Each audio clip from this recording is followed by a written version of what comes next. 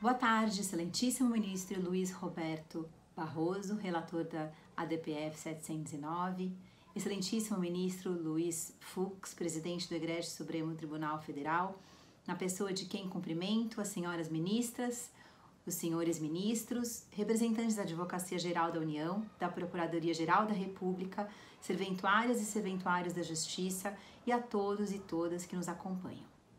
Na ocasião em que nos dirigimos a essa colenda corte há cerca de um ano, expusemos a perspectiva devastadora da Covid-19,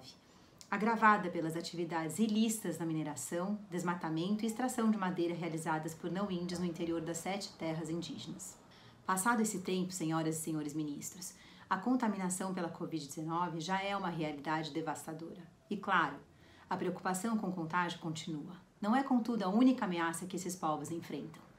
A elas somam-se ainda outras, quiçá até mais graves: ataques a tiros e bombas, mortes, incêndios criminosos, desnutrição, anemia e contágio por malária e mercúrio, desvio de materiais de saúde e de vacinas. Esta é hoje a alarmante realidade enfrentada diariamente por crianças, mulheres, homens e anciões dos povos Yanomami, Caripuna, Urueuauau, Caiupó, Araribóia, Munduruku e Trincheira Bacajá, conforme fartamente vem sendo noticiado pela mídia nacional e internacional e como já comprovado através de elementos trazidos nos autos. Mas não é só. Conforme temos denunciado a este excelso Supremo Tribunal Federal, a escalada de conflito e violência que permeia a região vem crescendo a cada dia. Não há dúvidas de que irá piorar ainda mais, caso não sejam adotadas medidas necessárias para frear esses grupos à margem da lei e para proteger a vida e a integridade dos povos indígenas. Senhoras e senhores ministros, é de amplo conhecimento que o atual governo federal defende a exploração das terras indígenas, incentiva o desmatamento e a mineração, enfraquece a FUNAI e o IBAMA em um movimento de total descaso com estes povos que ficaram entregues à sua própria sorte. Essa corte não pode ser conivente com isso. Diante da hostilidade e violência contra a população indígena, do elevado risco de desaparecimento desses povos e do não cumprimento das determinações para a retirada de garimpeiros, a Comissão Interamericana de Direitos Humanos concedeu, em junho e dezembro de 2020, as medidas cautelares de números 563 e 679. Contudo, senhoras e senhores ministros, mesmo após essas determinações, nenhuma medida adequada foi feita. O Estado brasileiro continuou a assistir inerte a mais mortes, mais contaminações e mais violência contra esses povos, o que motivou novo pronunciamento internacional sobre a questão. Em comunicado de imprensa de maio de 2021, o Escritório Regional da América do Sul do Alto Comissariado das Nações Unidas, em conjunto com a Comissão Interamericana, registrou que em ambos os órgãos têm acompanhado as graves violações dos direitos humanos dos povos Yanomami e Munduruku. Relembraram ao Estado brasileiro que o direito à autodeterminação e a relação única de existência entre os povos indígenas e seus territórios é amplamente reconhecida no direito internacional dos direitos humanos.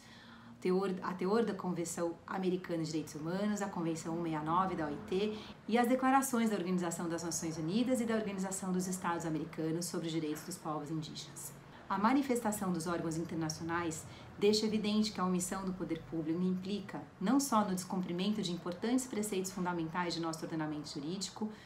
como sujeita o Brasil a uma condenação internacional. Afinal, o dever de tutela do direito à vida e da integridade física e cultural dos indígenas decorre não somente do Estado democrático de direito e do regime de direitos e garantias fundamentais da nossa Constituição, como também dos tratados e convenções dos quais o Brasil é signatário. E se a Constituição, os tratados e as leis brasileiras são tonitruantes em defender a vida, a saúde, a sobrevivência física e cultural dos indígenas, não há sequer ponderação de valores ou fundamentação jurídica que justifique deixar populações altamente vulneráveis ao relento de invasores, sem qualquer controle estatal, para que façam dos indígenas de suas terras o que bem entenderem. Essa corte já consolidou o entendimento de que, diante de indícios e risco de contágio e morte, toda decisão deve se basear nos princípios constitucionais da prevenção e da precaução. E como não há dúvida que todo o tempo transcorrido pode ser fatal e implicar conflitos, mortes ou contágio, faz-se necessário prevenir, já que para as consequências previstas não há remédio. É o momento, portanto, de chamar Vossas Excelências à sua responsabilidade, tão bem encaminhada nesses anos de democracia, para continuar sendo os guardiões de nossa quarta maior e os protetores dos direitos humanos mais fundamentais, principalmente desses povos vulnerabilizados que há séculos vêm sendo dizimados e agora correm um risco real, grave e iminente de genocídio. Na condição de amicus curiae, entendemos que diante da escalada de violência nas 7 terras indígenas, do aumento das invasões às terras indígenas Munduruku e Yanomami e do risco iminente de massacres desses povos, é salutar que o plenário deste egrégio Supremo Tribunal Federal, nos moldes do já estabelecido pela Comissão Interamericana de Direitos Humanos, determine que o Estado brasileiro adote de forma imediata todas as medidas necessárias, efetivas e adequadas à proteção integral da vida, da saúde e da segurança dos povos Yanomami, Caripuna, Urueuauau, Kayapó, Araribóia, Munduruku e Trincheira Abacajá, sob pena de presenciarmos mais um genocídio de povos indígenas no Brasil. Entendemos, para tanto, ser imprescindível a sala de situação com a participação efetiva de representantes dos povos indígenas indicados pela PIB, de modo que ali seja discutido o plano de desintrusão de invasores e as providências necessárias para impedir o seu retorno. Reiteramos, por fim, a necessidade de apuração rigorosa dos diversos fatos criminosos da escalada de violência contra os Munduruku e Yanomami, para que os responsáveis sejam identificados e processados nos termos da lei. Muito obrigada.